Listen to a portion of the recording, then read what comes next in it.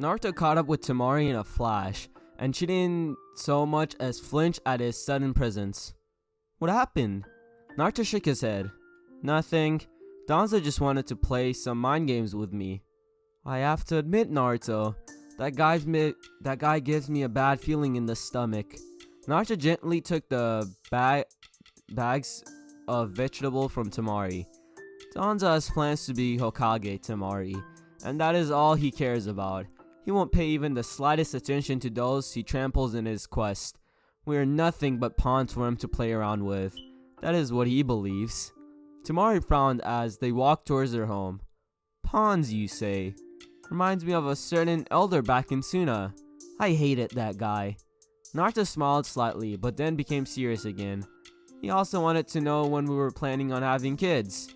Temari choked on the air, her face reddening rapidly. Though from embarrassment or anger, it was hard to tell. He what? Naruto shrugged.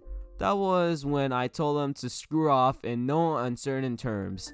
I have no doubt that he will be keeping a closer eye on us from now on.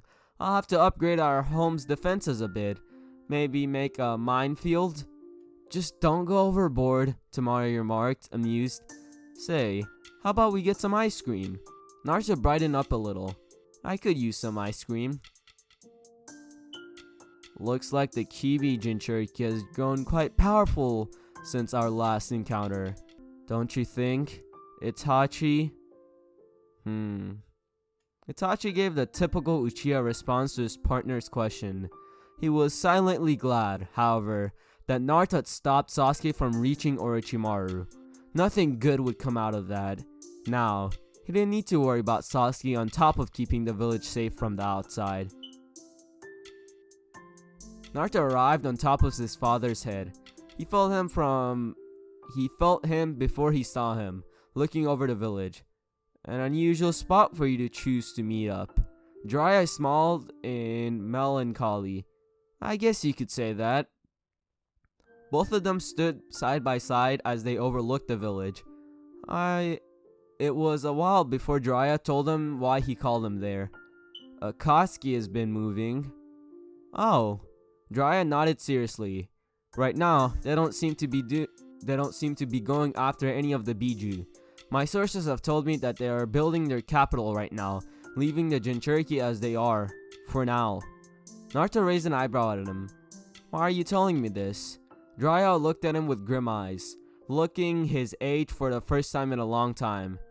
Naruto, you are my apprentice, regardless of your summoning contract. You are Konoha's greatest asset, but most importantly, you are my godson, and I refuse to just sit by when someone is after my godson's life. Naruto folded his hands.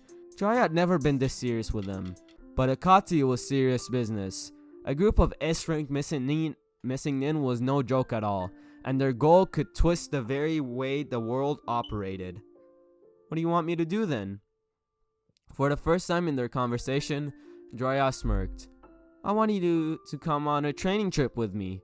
Naruto took a deep breath as he turned back to the village. A training trip with Jiraiya. There was so much he could learn from the man. But first, how long would the trip last? 3 years. Naruto pursed his lips. Why 3 years? You see, I received reports that Orochimaru has switched bodies once again, which is strange considering how much he wanted Sasuke's body. Now that he has, however, he won't be changing bodies for another 3 years. Here's the kick though. At the same time, Orochimaru has decided to go underground, so have the Akatsuki as well. This gives you a nice 3-year window to get stronger. Strong enough to not worry about them. I plan to make you capable of defending yourself and your loved ones this time. When I'm finished with you, you'll be one of the most dangerous men in all the nations. Naruto exhaled and sat down on a spike beside his godfather, face contemplative. Well, that sounds terribly tempting. I would have to leave my wife behind, and you know well enough just how big of a target she is due to our relationship. Many things could happen to her. I can't take that risk. And it's a good thing that she won't be in the village. right? Naruto's head snapped to Jiraiya, confusion written on his face. What do you mean? Jiraiya smirked as he took out a scroll and handed it over to Naruto. He opened it to see a map of the elemental nations, but a practical path had been highlighted. The path began from Konoha and ended in the mountains between Hot Water's country and the land of ice. It marked a particular spot over there, in a red circle. What's this? Jiraiya puffed out his chest. Well, I knew that you would not agree to leave your wife behind, so I came up with an alternative. The spot marked in the red circle is the home of a retired warrior named Ankita Ryu, who specialized in the usage of war fans. Your wife probably knows of her. She can use them unlike anyone I've seen, and trust me, Shinobi of Suna don't even compare to her. What I mean to say is, while we are on a training trip, your wife could embark on her own training trip as well. Naruto glared at his godfather, and he was about to snap at him when he paused. That actually sounded like a considerable idea. Jiraiya's hopes went up on seeing Naruto actually thinking about it. What do you think? And just what makes you think that she'll accept my wife as her pupil? Jiraiya crossed his arms and smirked in triumphant way. Well, recommendation from a Sannin for one. Her relationship with you, secondly. Connections are important after all. And last, her latent talent. She's already very much skilled in usage of her war fan, and if she trains with Ryu, she will be probably the most dangerous wind user in the entire nations at a very young age. You don't want her to be strong enough to protect herself without you, right? Naruto nodded, rolling the idea in his head. After a few minutes of thinking, Naruto replied, I have to talk to my wife about this, and I'll agree to the training trip, only if we escort her to this lady first. Jiraiya thrust out his hand. Deal! Naruto nodded after shaking hands. Deal. And also, when are we leaving? Because I need to talk to the idiot first. Jiraiya looked conflicted, but gave a resigned sigh at that. I want it for us to leave as soon as possible, but if you need to talk to Sasuke, we can leave 5 days later. What is it that you want to talk to him about anyways? Naruto brightened up, completely ignoring Jiraiya's question. Great!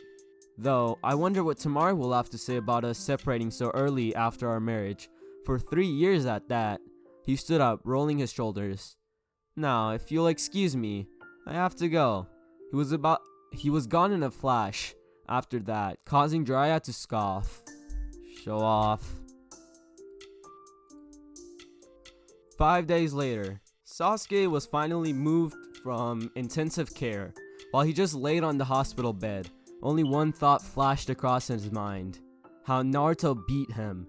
He had been thinking pretty deeply about how he had been beaten by his former comrade. Why was he beaten? Was his reason for fighting not strong enough? Was his hatred not strong enough? He slowly clenched his fist as he fought down his frustration. Not that he was in Konoha. It would be a long time before he'd be allowed to go after Itachi. And that too if he was lucky. I'm so weak. I wouldn't say that. Sasuke's eyes snapped open at the voice. What are you doing here? Naruto sat down in the seat. I came to talk to you, Sasuke. Sasuke closed his eyes as emotions threatened to overwhelm him. We have nothing to talk about, Naruto. You can leave. But Naruto was persistent like always. Yes, we do. As much as I would like to say that your action were the result of the influence of the curse seal, they weren't. You were genuinely trying to kill me. Why? Sasuke opened his eyes to gaze at the ceiling. You won't get an answer out of me, Naruto. Naruto sighed despondently. Sasuke, I know that you have the answer to my question. What have I ever done to you for you to try to kill me like that? Because you were in my way. Orochimaru was offering a way to gain power so I can kill him, which Konoha would never give me. This is my goal in life, and no one will stop me from achieving it. Not even you. You mean to say that revenge is more important to you than your comrades, than your bond with them? Yes. There was no hesitance in his answer, and that stunned Naruto. Sasuke didn't give a crap about anything else other than killing Itachi. Naruto was hoping that Sasuke would at least consider before giving the answer, but he was wrong. To Sasuke, nothing mattered except him. Not anymore anyways. Changing topics to avoid the grief he was feeling, he said, "Your punishment has been decided." For just a moment, Sasuke was afraid. He was afraid that he would die before he could kill Itachi, but he pushed it down and asked instead, "What is it?" 6 months of imprisonment, followed by 6 months of suspension from the forces, and 6 months of duty prohibition. Well, Sasuke couldn't say that he was entirely surprised, given how desperate the village was when it came to the Sharingan. They wouldn't willingly lose the only pair of eyes they still had. Still better than being killed. But this could turn in favor if he played it right. I see. Don't make revenge your defining purpose in life, Sasuke. It will bring you nothing but emptiness. Sasuke, mark my words. Killing your brothers brings you no satisfaction. It brings anguish. Naruto got up from his seat and moved to the door, but before he could touch it, Sasuke's voice stopped him. Naruto. Naruto turned his head sideways, signaling that he was listening. When will you come to visit me next? Naruto smiled wistfully as he turned around. I won't be coming back for 3 years, Sasuke. I'm leaving for a training trip with Jiraiya. Sasuke narrowed his eyes. Then how this Konoha will not hold me for the entirety of my punishment. I will escape, and I will gain power to kill my brother. 3 years later, when we meet up again, and we shall meet as equals. That I can promise. Smash that like button, subscribe if you're new, comment Q, and I hope you enjoy the video. I'll see you all in the next part.